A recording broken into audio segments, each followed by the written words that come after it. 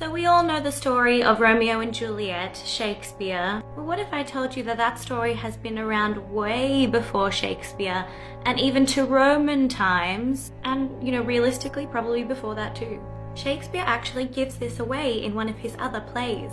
Do you remember studying A Midsummer Night's Dream at school? You know that weird bit in the middle where they do a play and the play is called Pyramus and Thisbe? Well, Pyramus and Thisbe are the OG Romeo and Juliet. That's right, before Romeo and Juliet came Pyramus and Thisbe. The earliest record we have of the Pyramus and Thisbe story comes from Ovid's Metamorphoses. I love Ovid. Anywho, much like Romeo and Juliet, Pyramus and Thisbe come from families that are feuding. They hate each other. They also live next door and share a wall, between which Pyramus and Thisbe have a little, peephole relationship. I knew that was bad as soon as it came out of my mouth.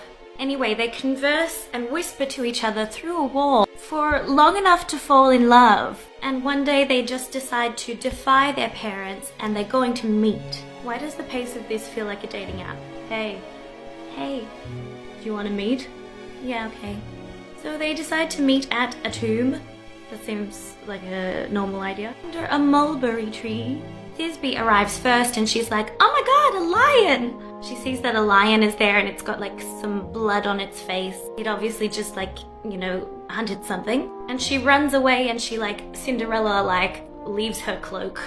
The lion sniffs it a little bit, likes the cloak, gets a bit of its blood on the cloak, tears it up a little bit. Then Pyramus arrives and he's like, oh my god, that's Thisbe's cloak and it's all shredded up and covered in blood. Some wild beast must have taken her. And he unalives himself by stabbing himself with a knife. Meanwhile, Thisbe is off hiding somewhere and she's like, oh, I can't wait to tell Pyramus what happened. I saw a lion. And she gets there and she sees that Pyramus is deady bones. So she gets the same knife and stabs herself. Exactly like Romeo and Juliet. I found this mosaic and it's so cute. Here's the lion. Up here it says Thisbe. And over here, Pyramus. Anyway, this story evolved in a kind of an Italian folk tale for Romeo and Julietta, which is my name.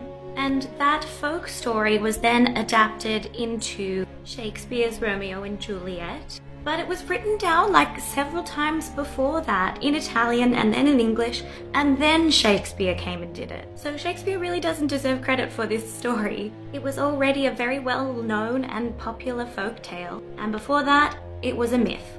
To explain why mulberry berries are red, because their blood got on the mulberry tree. Cute.